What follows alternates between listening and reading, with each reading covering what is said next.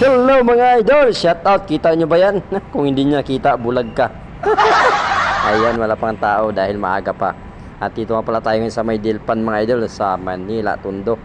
At ayan ang may-ari ng kakainin natin ngayon. Di ko nga alam pangalan mo, pero ito, magantay nga muna ako ng waiting ng order natin. Waiting. Oh, ayan, no? Ito na, yung ating in-order na sisag. At saka with sinangig na rice. O, diba? Sarap daw yun. Masarap naman talaga. Ayan, imikos-mikos muna natin yan mga idol. Bago natin kainin yan, siyempre mainit pa yan eh. Diba? Ayan, unang subo, sa akin muna siyempre. Pangalawang subo, siyempre hindi pwedeng mawawala ka. Dahil mahalaga ka sa akin. Iwan ko na kung mahalaga ako sa'yo. Ayan, ayaw mo? Pwede bag, ako na lang kumain. At nga mga pala idol, tingnan nyo itong mga ng idol sa akin lagi. Oh, anong tingin mo sa akin? Pogi pa ako sa paningin mo?